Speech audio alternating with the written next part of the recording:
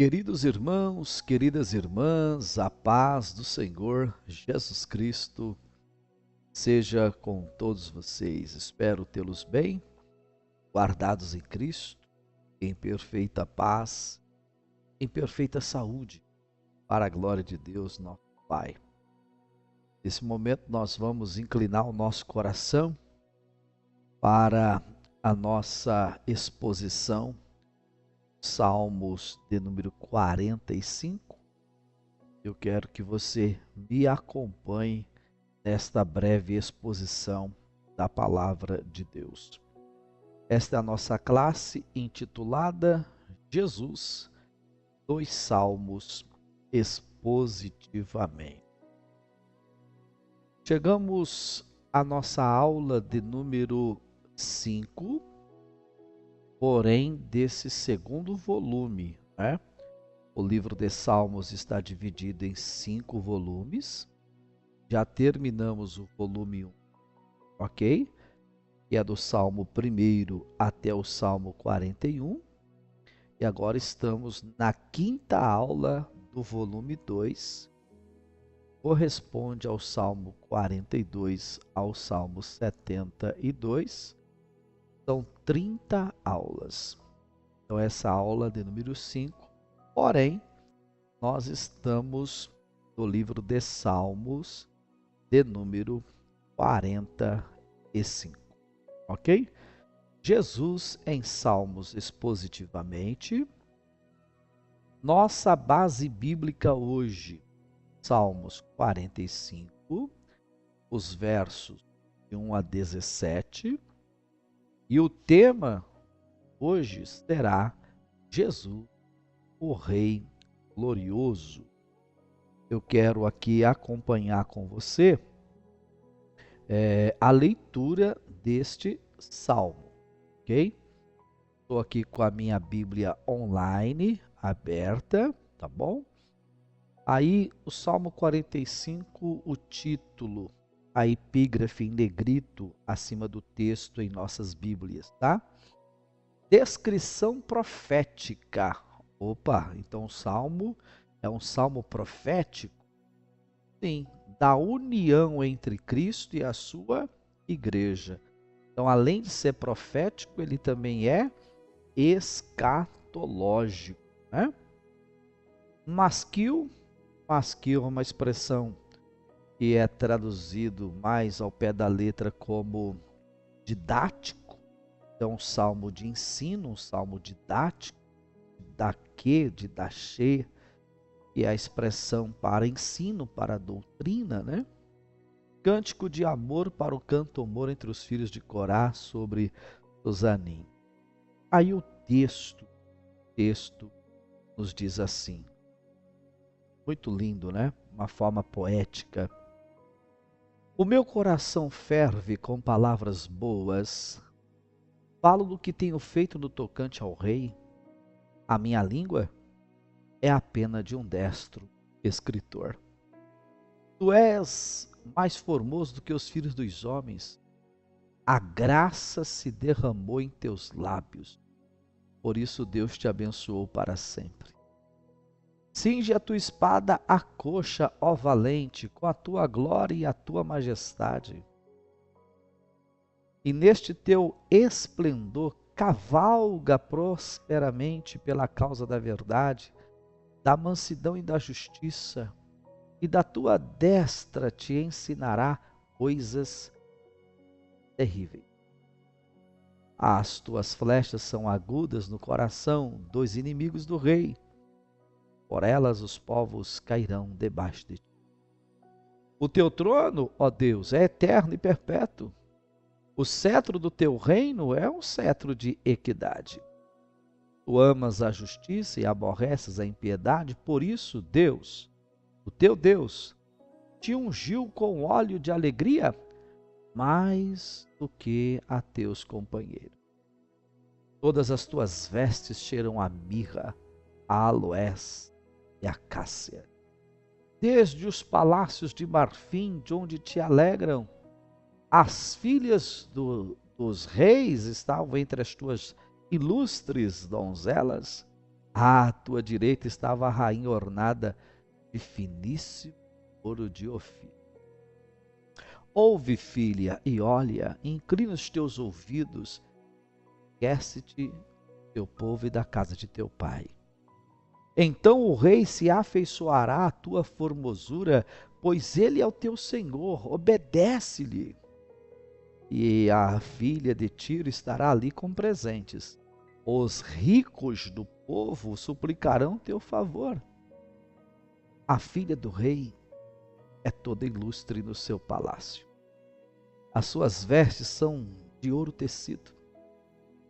Levá-la-ão ao rei com vestes bordadas. As virgens que a acompanharão a trarão a ti. Com alegria e regozijo serão trazidas. Elas entrarão no palácio do rei. Em lugar de teus pais, será a teus filhos que farás príncipes sobre toda a terra. Farei lembrar do teu nome de geração em geração, pelo que os povos te louvarão eternamente. Oh, glória, que lindo texto, né? Que maravilhoso texto, este Salmo 45, o verso 1 ao verso 17. O tema proposto, Jesus, o Rei Glorioso. Se você quiser usar outro tema, vai segundo o que o Espírito de Deus orientar o seu coração para assim o fazer, caso você deseje fazer uma exposição amanhã ou depois em sua igreja ou numa oportunidade sobre esse texto tão maravilhoso. Te convido então para esta pequena introdução. Salmo 45 é um dos salmos mais sublimes de exaltação messiânica. Então ele é messiânico, ele é profético, ele é cristocêntrico, ele é escatológico. É importante ressaltar essas ideias, né? Embora envolto em uma linguagem nupcial, que a gente encontrou no texto, e toda poética, né? Seu conteúdo aponta claramente para alguém que é mais que um rei humano. E ficou claro isso no texto também, porque na verdade ele é um rei divino e eterno. É Cristo Jesus, Rei dos reis, Senhor dos senhores. Louvado seja o nome do Senhor para sempre. O autor da epístola aos Hebreus, ele confirma isso ao aplicar parte desse salmo diretamente a Cristo. Então eu vou pegar aqui a nossa Bíblia online, eu vou consultar a carta aos Hebreus capítulo 1 e esses dois versos, o 8 e o 9. E aqui diz o texto: mas acerca do Filho, então aponta para o Salmo 45. O teu trono, ó Deus, é para todo sempre, e cetro de equidade é cetro do seu reino. Amaste a justiça, odiaste a iniquidade, por isso o teu Deus te ungiu com óleo de alegria como a nenhum dos teus companheiros.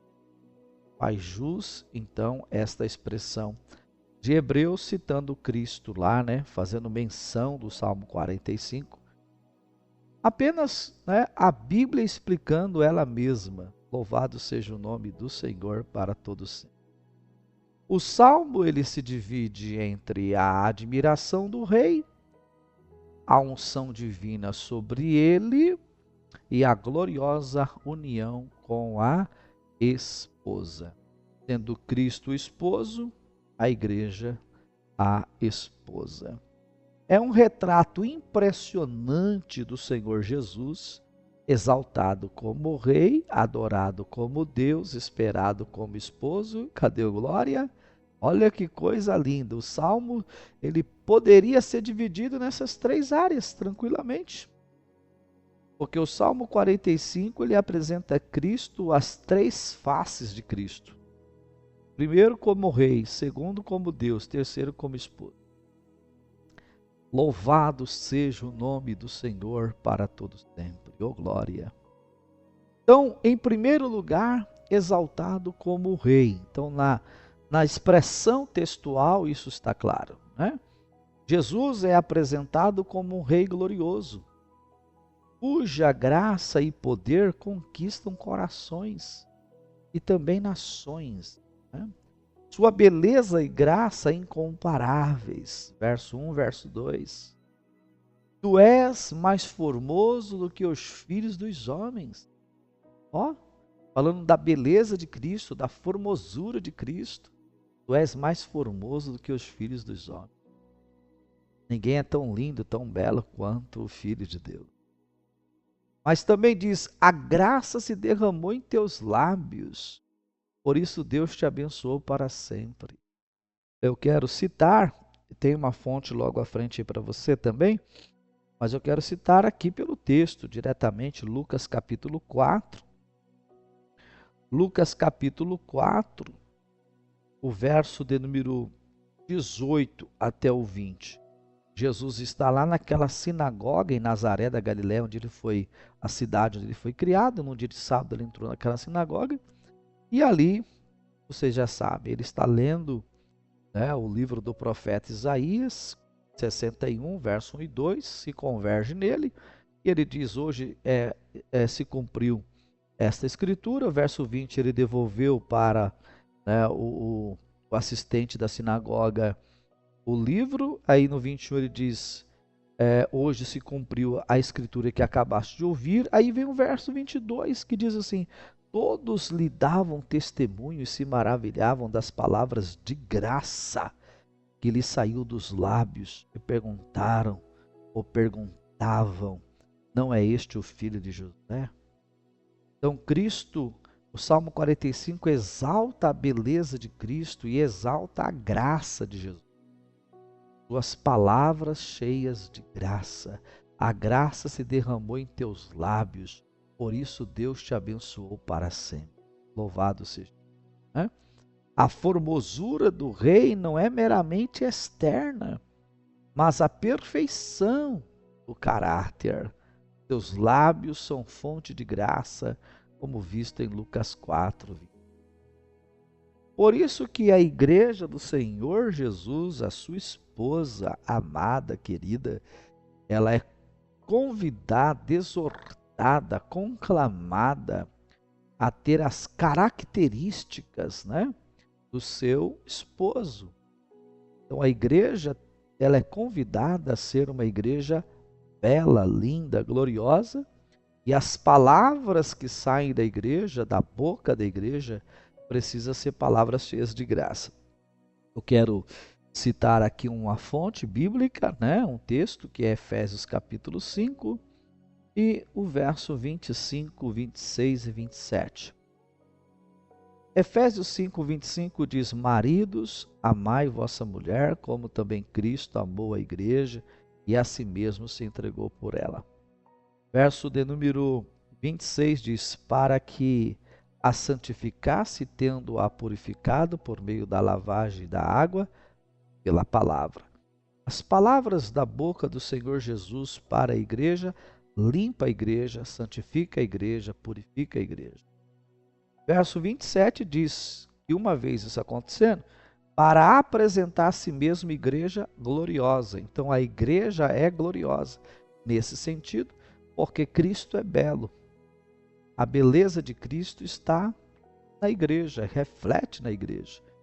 Quando a igreja acata, aceita as palavras de Cristo, e essas palavras são cheias de graça, então a palavra de Jesus limpa a igreja, lava, purifica, santifica, ao ponto de tirar a mácula, a ruga, a mancha, e a igreja será apresentada gloriosa, sem mácula, nem ruga, nem coisa semelhante, porém santa e sem defeito.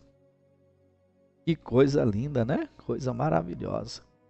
Devemos contemplar a beleza de Cristo e nos deleitar em sua palavra. Cristo é a perfeita expressão da graça divina em forma humana. Seu poder vitorioso está no verso 3. Cinge a tua espada à coxa, ó valente. Glória ao nome do Senhor nosso Deus. Louvado seja o Senhor para todos sempre. O rei messiânico, ele é guerreiro, ele é vitorioso sobre o mal, justo em suas batalhas. Cristo venceu. O que ele venceu, meus irmãos? Ele venceu o pecado, ele venceu o mundo, ele venceu o diabo. A cruz é o ápice da sua grande vitória, grande conquista. O sepulcro vazio é o ápice também da vitória da igreja, da justificação, como trono ocupado, Cristo à direita de Deus na eternidade, como nosso sumo sacerdote eterno nos céus. Louvado seja o nome do Senhor. Então, Cristo venceu o pecado, o mundo e o diabo e nos chama a seguir a Ele sob o seu estandarte, ou seja, sobre a sua bandeira vitoriosa, né? Aquela bandeira hasteante, flamejante, dançando de um lado para o outro, no movimento do próprio vento, mostrando a grandeza e a vitória de Cristo. O poder de Cristo não oprime, o poder de Cristo liberta. Foi o que aconteceu com cada um de nós. Louvado seja o nome do Senhor. A sua verdade é justa, diz o verso 4 e 5, cavalga prosperamente pela causa da verdade, da mansidão e da justiça. O reinado de Jesus é marcado pela retidão. O reinado dos homens é marcado pela corrupção, mas o de Cristo é pela retidão, pela integridade, pela moral. Ele julga com equidade, pois para isso o profeta Isaías já havia profetizado. Vamos consultar este lindo texto para a glória do Senhor, nosso Deus. Isaías capítulo de número 11, né? Onde o texto áureo, o verso 1 a seguir, diz assim: do tronco de Jessé sairá um rebento, e das suas raízes um renovo. Repousará sobre ele, aí eu vou classificar: 1, o Espírito do Senhor; 2, o Espírito de sabedoria; 3, de entendimento; 4, de conselho; 5, de fortaleza; 6, de conhecimento; e 7, do temor do Senhor. São as 7 faces do Espírito Santo na vida, obra e ministério do Senhor Jesus. Verso 3, deleitar-se-á no temor do Senhor. O deleite de Cristo era temer ao Pai. Por isso que ele disse: eu não vim fazer a minha vontade, mas a vontade daquele que me enviou. Então, deleitar-se-á no temor do Senhor, não julgará segundo a vista dos seus olhos, nem repreenderá segundo o ouvir dos seus ouvidos. Verso de número 4, mas julgará com justiça os pobres e decidirá com equidade a favor dos mansos da terra, ferirá a terra com vara da sua boca e com o sopro dos seus lábios matará o perverso. Oh, meu Deus do céu! A justiça será o cinto dos seus lombos, diz o verso 5, e a fidelidade o cinto dos seus reis. Ele é justo, ele julga com equidade. O cristão deve amar a verdade e andar em justiça, como o seu rei. Então Jesus se torna para nós o nosso modelo, nosso paradigma, né? Quando o assunto é caráter, justiça, retidão, integridade, verdade, aí está Cristo como nosso espelho, tá? A justiça de Cristo é o alicerce do seu trono e da nossa esperança. Você que é um cristão que ora a Deus pedindo justiça, precisa pensar que Deus pode responder a sua oração a partir de você mesmo, ou seja, sendo justo com você. A pergunta é: você é um cristão justo para estar pedindo a justiça de Deus? Porque Deus pode cobrar primeiro de você, pelo fato de você não ser justo. Não faz sentido Deus fazer justiça em seu favor se você não é um cristão justo. Ok? Segundo ponto que a gente divide o Salmo, vimos Cristo como Rei, agora como Deus. Adorando como Deus, ou adorado como Deus. Esse é o segundo aspecto do Salmo 45 em relação à pessoa do Senhor Jesus. Jesus reina com autoridade divina e unção eterna, sendo adorado por todos. Seu trono eterno, no verso 6, o teu trono, ó Deus, é eterno e perpétuo. O salmista chama o rei de Deus, uma declaração aí, né, messiânica, uma clara referência ao contexto messiânico de Cristo. E aí a gente já leu isso lá em Hebreus 1:8. Né? Podemos buscar essas raízes lá em 2 Samuel capítulo 7 também, do verso 14 a 16, com aquela profecia messiânica de Natã a Davi, ou no seu contexto imediato apontando para Salomão, mas na sua referência indireta apontando para Cristo, quando o assunto é um trono perpétuo, um trono eterno. Louvado seja o nome do Senhor. Devemos confiar plenamente na soberania eterna de Cristo. Diferente de reinos passageiros, né, o trono de Jesus é imutável. O trono de Cristo jamais conhecerá decadência. Os reinos do mundo serão abalados, o de Cristo jamais, jamais será abalado. Ele é Senhor dos exércitos. Ele é o Senhor dos exércitos. As nações vão se embranvecer, os montes vão mudar de lugar, mas o trono do Cristo vivo jamais será abalado. Louvado seja o nome do Senhor para todos. A sua unção divina, verso 7, amaste a justiça, por isso o teu Deus te ungiu. Ó, essa unção refere-se ao reconhecimento divino da missão messiânica de Jesus. É interessante que nos evangelhos você vai ver mulheres ungindo os pés de Jesus, depois você vai ver mulheres ungindo a cabeça de Jesus, depois você vai ver mulheres ungindo o corpo de Jesus. Então você vai ver que a unção está na vida de Cristo. Claro que o Senhor Jesus, quando iniciou seu ministério, ele iniciou debaixo de uma unção plena, poderosa do Espírito Santo. Lucas 3, 22 vai mostrar isso. O céu se abriu, o Espírito desceu e o Pai falou: este é meu Filho amado em quem me comprazo. Meu Deus, que coisa linda, né? Então somos chamados a viver em justiça como aqueles que seguem o ungido. Quem vive na justiça experimenta o perfume da unção de Cristo. Isso é maravilhoso, porque quando um cristão ele vive o evangelho, vive a verdade, pratica a justiça, né, ele está inerente às coisas que a Bíblia pede para ele viver, isso faz com que ele esteja muito próximo de Jesus, num bom relacionamento com o Senhor. E aí nós lemos no Salmo 45 aí, sobre o verso de número 8, a questão das vestes de Jesus e dos seus perfumes, né? Está escrito aqui, ó, Salmo 45, verso 8, todas as tuas vestes cheiram mirra, aloás e cássia, dos palácios de marfim, onde te alegram. Então ele tem as vestes e ele tem os perfumes, a fragrância. Quando você tem um relacionamento, né, assim, de aproximação com Jesus, você corre um risco de ficar impregnado com o perfume dele. Não foi o que Paulo ele passou para nós na carta aos Coríntios, quando ele fala que nós somos, né, esse bom perfume de Cristo.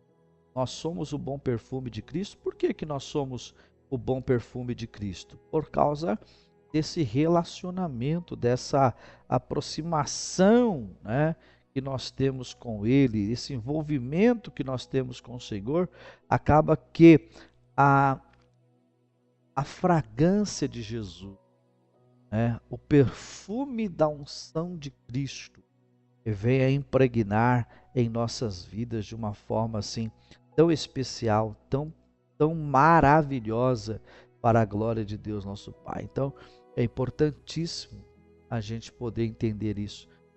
Se você estiver num relacionamento com o Senhor, você sairá de lá com um bom perfume de Cristo, né?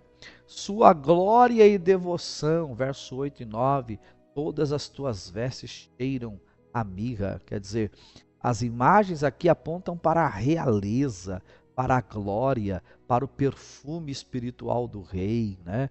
Jesus é digno de nossa adoração, como o mais excelente entre os reis. A glória de Cristo atrai adoração como fragrância real, ela atrai atenção.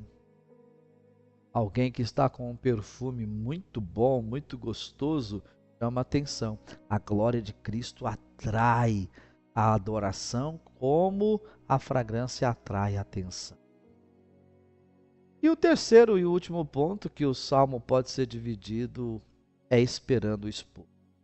Cristo como rei, Cristo como Deus, Cristo como esposo. Vamos lá? A igreja é chamada a se unir a Cristo em submissão, beleza e louvor eterno.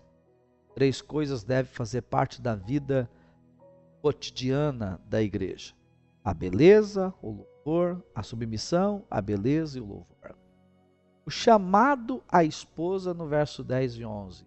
Esquece-te do teu povo. O rei desejará a tua formosura. É a igreja indo para a glória, esquece, não tem lembranças do que ficou. Vamos embora para a eternidade, né? A igreja é convidada a deixar tudo para pertencer exclusivamente a Cristo. É uma renúncia que começa na terra, na verdade, né? É uma renúncia que começa na terra e vai culminará na eternidade. A consagração total é a resposta apropriada ao amor do esposo. A igreja que ama a Cristo, o crente que ama a Cristo, não tem dificuldade de renunciar. Ela não tem dificuldade de renunciar. Por isso se consagra totalmente ao Senhor. A beleza da igreja está em sua total entrega ao esposo. Quem ama, confia. Quem ama, se rende. Quem ama, se lança. Quem ama, se entrega. A glória da esposa. Olha aí, verso 13, 14 e 15. Toda a formosura da filha do rei é interior. A santidade e beleza da igreja vem de dentro, adornada pelo amigo do esposo, a saber, o Espírito Santo, né? Devemos buscar a beleza interior, que é o fruto do Espírito, de Gálatas 5, verso de número 22, que é a coroa, né, da nossa vida espiritual. Não somente os dons, mas o fruto. Mas o fruto do Espírito é, 2 pontos, amor, 1, alegria, 2, paz é 3, longanimidade 4, benignidade 5, bondade 6, fidelidade 7, mansidão 8, domínio próprio 9, e ele encerra no verso seguinte dizendo: contra estas coisas não há lei. É importante a gente entender que a nossa beleza, ela é interior, e a fonte dessa beleza interior é o Espírito Santo, produzindo em nós as vitaminas do fruto do Espírito. Glória a Deus. Uma joia verdadeira brilha de dentro para fora. Assim é a igreja transformada por Cristo. A santidade é o vestido mais precioso da igreja de Cristo. A santidade na Bíblia não é uma opção. A santidade na Bíblia é uma doutrina. A Bíblia nos ensina, e eu quero citar rapidamente esses 3 ou 4 textos, que está na primeira epístola que Paulo escreve aos Tessalonicenses, 4, verso 3. No capítulo 4, verso 3, ele está dizendo: pois esta é a vontade de Deus, a vossa santificação, que vos abstenhais da prostituição. Está aqui, a vossa santificação. Verso 4, que cada um de vós saiba possuir o próprio corpo em santificação e honra. Verso 7. Verso 7. Porquanto Deus não nos chamou para a impureza, mas ou sim para a santificação. E nós temos tudo para viver esta santificação, justamente porque o capítulo 5, verso 23 da mesma carta, está escrito: e o mesmo Deus de paz vos santifique em tudo. Então Deus nos ajuda nessa santificação. E o vosso espírito e alma e corpo sejam conservados irrepreensíveis ou íntegros, né? Para a vinda, para o dia da vinda de nosso Senhor Jesus Cristo. Então a santidade é o vestido mais precioso que a igreja pode estar vestida, adornada nesse mundo. A eternidade da união, está no verso 16 e verso 17. Em lugar de teus pais serão teus filhos, farei lembrar do teu nome. A promessa é de posteridade e perpetuidade. A obra de Cristo não terá fim. Nossa vida com Cristo é eterna e nosso testemunho gerará frutos para sempre. Como uma árvore frutífera que gera frutos geração após geração, assim será o legado da igreja unida a Cristo. Quem se une a Cristo deixa um legado eterno. Conclusão do Salmo 45, verso 1 a 17. Cristo como Rei, Cristo como Deus, Cristo como Esposo. Jesus é o Rei glorioso, ungido por Deus, eterno em seu trono e cheio de majestade. Ele é também o esposo que ama a sua esposa com amor eterno. Salmo 45 é um convite à adoração, consagração e esperança. Como a esposa que se prepara para o casamento, preparemos nossas vidas para o encontro com o Rei. Ele reina com justiça e convida cada um de nós para participar do seu reino glorioso.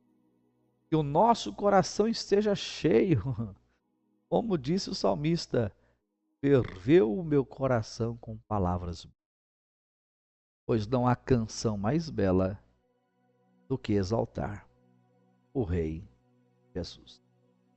Amém? Deus em Cristo muito te abençoe e até a próxima aula, onde vamos estudar Jesus no Salmo 46, se Deus quiser e assim permitir. Um abraço fraternal, um beijo no coração, fiquem todos na paz do Senhor Jesus.